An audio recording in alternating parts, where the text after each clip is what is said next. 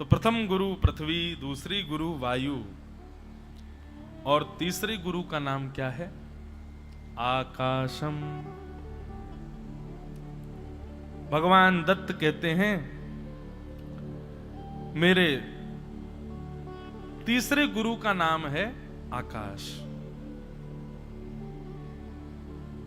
आकाश से मैंने क्या सीखा?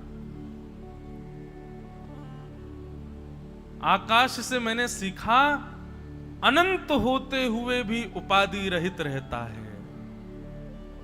बहुत ध्यान से सुनिएगा सब लोग। आकाश से मैंने क्या सीखा? आकाश अनंत है, उसका कोई अंत नहीं है। यहां व्यक्ति सामान्यतया किसी उपाधि पर पहुंच जाए, किसी श्रेष्ठता को प्राप्त कर ले तो फूले नहीं समाता है। लेकिन मैंने आकाश से सीखा कि आकाश के अनंतता का कोई अंत नहीं है, वो अनंत है। इसीलिए उसको अनंत कहते हैं, क्योंकि उसका अंत नहीं है। वो इतना विशाल है, इतना श्रेष्ठ है, इतना महान है। पर विशाल, श्रेष्ठ, महान होते भी आकाश उपाधि रहित रहता है, किसी उपाधि को स्वीकार नहीं करता। और हम मानव, गलती से हमारा पड़ोसी यदि एमएलए बन जाए तो पुलिस वाले को यही धमकी देते घूमते हैं, रुक जा तू रोक रहा है, मुझे तेरी बात कराऊं अभी। किससे? एमएलए जो है वो मेरा पड़ोसी है वो। पुलिस वाले ने बात करी तो पता चला अभी का नहीं, पूर्व एमएलए था, रिटायर्ड एमएलए। रिटायर्ड एमएलए के संबंध का तो हम लोग इतना ढिंडोरा पीट देते हैं। किसी सामान्य व्यक्ति से हमारा संबंध हो जाए तो हम इतनी उपाधियों में चले जाते हैं। लेकिन मैंने आकाश से क्या सीखा? कि वो श्रेष्ठ है, विशाल है, गंभीर है, अनंत है, उसके बाद भी उपाधि रहित है, कोई उपाधि नहीं, उपाधियों से विमुक्त है। इसलिए हे राजन, मैंने अपने तीसरे गुरु के रूप में आकाश को स्वीकार किया। हमारी आत्मा कैसी हो, हमारा स्वरूप कैसा हो, निरुपाधिक, उपाधि की इच्छा ना रखे। एक बात मैं कथाओं में कहा करता हूं, लिख लीजिएगा। अपमान का बोध उसी को ज्यादा होता है जिसको सम्मान की बहुत इच्छा होती है। बार बार अपमान भी उसी का होता है जिसको सम्मान की बहुत ललक होती है।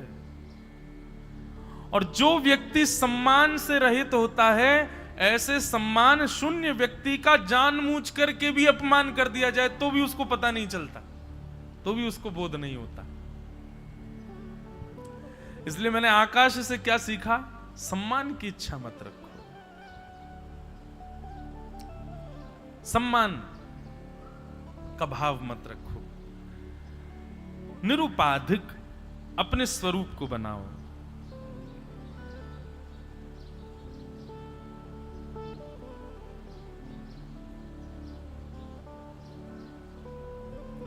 आकाश से मैंने और क्या सीखा?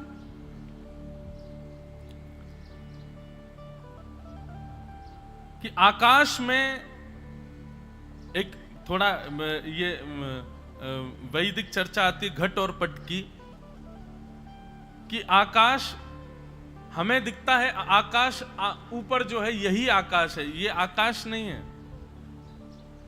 यहां पर सब हमारे गुरुजन बैठे हैं, ये ज्यादा इसकी विस्तृत व्याख्या कर सकते हैं कि अब जैसे घट आकाश, अब घड़ा है, खाली घड़ा है, अब घड़े के अंदर जो खाली स्थान है उसको भी आकाश कहते हैं। और घड़े को फोड़ दो तो घटाकाश महाकाश में मिल जाता है।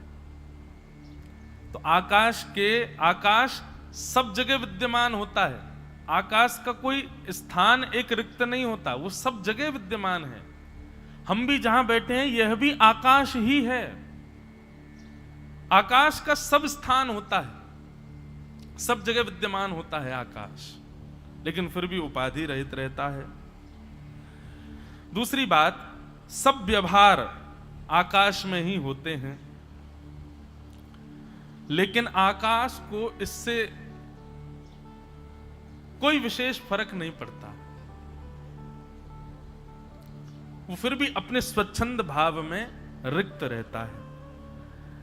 इसलिए मैंने तीसरा गुरु आकाश को बनाया। हर व्यक्ति की एक पहचान होती है, हर व्यक्ति का एक गुण होता है, हर व्यक्ति का एक स्वभाव होता है, हर व्यक्ति की देश काल जाति आदि सब होती हैं, पर आकाश इन सब से रहित है। उनका कोई नियुक्त स्थान नहीं है। वो किसी एक बंधन में या फिर एक स्थिति में बंधे हुए नहीं हैं। वो स्वच्छंद और स्वतंत्र हैं। राजन, मानव जब स्वतंत्र होता है तो स्वतंत्र होते ही विचलित हो जाता है, पर मैंने आकाश से सीखा कि वो स्वच्छंद होते हुए भी, स्वतंत्र होते हुए भी विचलित नहीं है, धीर और गंभीर है। मानव को यदि छूट मिल जाए, एक बात कभी कभी बोलता हूं मैं कथाओं में कि यदि किसी दिन घोषणा हो जाए, जैसे मोदी जी ने आकर के 2-3 बार घोषणाएं कर दी, एक बार नोटबंदी की कर दी, एक बार लॉकडाउन की कर दी। किसी दिन मान लीजिए मोदी जी फिर से आके यूं बोल दें कि भैया बहुत बड़ी ज्योतिषियों की बैठक बैठी थी और ज्योतिषियों ने जो है सोच विचार करके एक बात बताई है, क्या कि आगामी 1 मई को यदि संसार का कोई भी व्यक्ति पाप करेगा तो उसको पाप नहीं लगेगा। संसार का कोई भी व्यक्ति कितना भी भयानक जघन्य पाप कर ले, उसको पाप नहीं लगेगा। ऐसी घोषणा उद्घोषणा यदि हो जाए तो 1 मई को क्या होगा बताओ। आप सबकी मुस्कुराहट क्या बता रही है? महाराज, हम सत्य बता रहे हैं, इस बात को आप अन्यथा मत लीजिएगा। और हम किसी को दोष देते हुए या किसी को गलत साबित करते हुए नहीं कह रहे हैं। यदि ऐसी उद्घोषणा हो जाए कि इस दिन कुछ भी करने से पाप नहीं लगता है, 99% लोग पाप करेंगे उस दिन। अपने आप को साधक कहने वाले भी कहीं ना कहीं किंचित मात्र मन में विचार कर लेंगे, कर लेते हैं, आज तो पाप लगना नहीं है। नाम जापक हो, अनंत निष्ठाओं में रहने वाले, अरे जो पाप करते हैं उनकी तो पूछना ही नहीं कि वो क्या करेंगे, पर जो सामान्यतया किसी ना किसी रूप से भयभीत रहते हैं कि हमसे पाप ना बन जाए, ऐसी यदि व्यवस्था कोई किसी दिन उद्घोषणा हो जाए कि आपको पाप नहीं लगेगा, उनके मन में भी, चाहे वो करें नहीं, लेकिन मन में तो भाव आ जाएगा कि कर लें, आज तो लगना नहीं है। ये मानवीय स्वभाव है।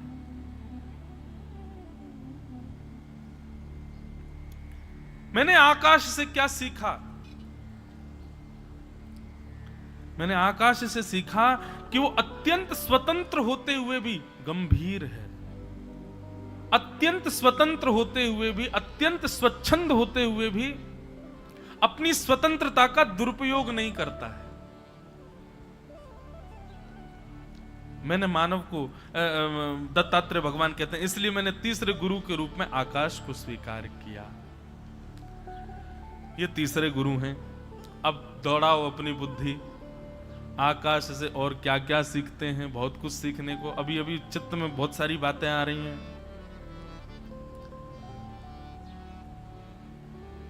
आकाश बहुत कुछ देता है। अरे जो सूर्य और चंद्र को भी समेट करके रखे वो आकाश है। अत्यंत तेजों में सूर्य को भी समेट लेता है। मतलब कोई भयानक उग्रवादी आ जाए, सूर्य को उग्रवादी नहीं कह रहा हूं मैं, ऐसा नहीं ले लेना बात को, एक बात कह रहे हैं, सूर्य का स्वरूप कैसा है? उग्र है, उसको सहन नहीं कर पाएगा कोई व्यक्ति। लेकिन ऐसे भयावह उग्र स्वरूप वाले सूर्य को भी समेट के रखता है, अपने पास रिक्त करके रखता है आकाश। और अत्यंत शील, अत्यंत शांत, अत्यंत सौम्य, अत्यंत सरल चंद्रमा को भी स्थान देता है। मैंने आकाश को गुरु बनाकर के सीखा कि कभी कोई उग्र स्वरूप या फिर उग्र तेजोमय या फिर किसी भी प्रकार स्वभाव से, व्यवहार से, बुद्धि से, किसी भी रूप में यदि कोई व्यक्ति उग्र है और वो आपके सन्मुख आ जाए तो अपना स्वभाव स्वरूप आकाश के भांति बनाओ, उसको भी समेट लो, उसको भी संभाल लो, अपने स्वरूप स्वभाव से उसको भी शांत कर दो। सूर्य उदय होता है, मानो तेज और उग्रता प्रारंभ होती है, और प्रारंभ होते होते होते होते कुछ समय बाद वही शीलता को प्राप्त हो जाती है। पर यह सारी घटनाक्रम होता कहां है? आकाश में, और आकाश उसका वहन करता है। इसलिए मैंने आकाश से सीखा कि किसी के उग्र स्वभाव को देख करके विचलित मत हो या फिर उसका त्याग मत करो, स्वीकार करके उसको शांत करने का प्रयास करो। और अत्यंत शील, अत्यंत सौम्य, अत्यंत सरल चंद्रमा को भी श्री आकाश स्वीकार करते। इसलिए मैंने आकाश से सीखा, व्यवहार देख करके व्यक्ति का प्रयास करो कि वो सौम्य हो आपके व्यवहार से। बंधुओं, एक बात और बताएं, नाम जापक व्यक्ति के अंदर एक लक्षण आ जाता है। नाम जाप करने वाला, साधना करने वाला, गुरु उपासना करने वाला, गुरुजनों की आज्ञा से चलने वाले व्यक्ति के अंदर एक गुण आ जाता है। ध्यान से सुनिएगा इस बात को। और वो गुण क्या है? कि वह व्यक्ति कैसे भी स्वभाव वाले व्यक्ति के सामने खड़ा हो जाए, चंद मिनट यदि उसकी उपस्थिति वहां रहेगी और वो व्यक्ति यदि नाम जापक है, गुरुनिष्ठ है, साधना करता है, भक्ति के पथ पर चलता है, उसका मन एकाग्र है, इंद्रियां विचलित नहीं हैं, ऐसे व्यक्ति का स्वभाव और स्वरूप ऐसा होता है कि भयंकर उग्र स्वभाव वाला व्यक्ति यदि 2-4 मिनट उसके संग रह लिया तो उसका स्वरूप स्वभाव भी सम हो जाएगा, सामान्य हो जाएगा। मैं यदि नाम जापक हूं, गुरु चरणों में मेरी निष्ठा है, मैं भक्ति करता हूं, तो मेरी भक्ति प्रतिफल स्वरूप में कैसे दिखेगी? कि अगर किसी उग्र स्वभाव वाले व्यक्ति के सन्मुख में बैठ जाऊं तो मेरे केवल बैठने मात्र से, मेरे नेत्रों में देखने मात्र से उसकी जीभ लड़खड़ा जाए, वो अपनी उग्रता भूल जाएगा। ये स्वरूप होता है। तो मैंने आकाश को गुरु बना करके क्या क्या सीखा? सबसे पहला मैंने आकाश को गुरु बना करके सीखा कि विशाल है, अत्यंत विस्तृत है, परंतु फिर भी उपाधि रहित है, मान रहित है, अपने ऊपर अभिमान कभी नहीं करता। मैंने आकाश से क्या सीखा? कि आकाश विस्तृत है, विशाल है, परंतु विशाल विस्तृत होने के बाद भी अपने स्वरूप में अवस्थित रहता है। कोई उग्र स्वरूप स्वभाव का आ जाए उसको भी स्वीकार करता है, कोई शील स्वभाव का आ जाए उसको भी स्थान प्रदान करता है। ये मैंने आकाश से सीखा। ये मेरे तीसरे गुरु हैं, दत्त भगवान के तीसरे गुरु आकाश। कौन कौन हो गए? पृथ्वी, वायु, आकाशम। अब आकाश से और क्या सीखते हैं हम? ये आपका गृह कार्य है। सोच के लाइए, विचार करके लाइए। और विशेषता इसी बात की रखनी है कि ऐसे भाव ढूंढिएगा जिस पर सामान्यतया किसी की दृष्टि नहीं जा रही है। ऐसा हमने आकाश से क्या सीखा वो विचार करके लाइएगा। बोलो वृंदावन बिहारी लाल की, अवधूत चिंतन श्री गुरुदेव दत्त। ऐसे दत्त भगवान को हम प्रणाम करते हैं। आइए अब भागवत के क्रम में हम लोग प्रवेश करें। बंधुओं, आज शाम को यहाँ पर उत्सव भी है। 8:30 बजे से श्री गिरधर लाल जी यहाँ इस मंच पर विराजमान होंगे और 8:30 बजे से लेकर के और फिर रात्रि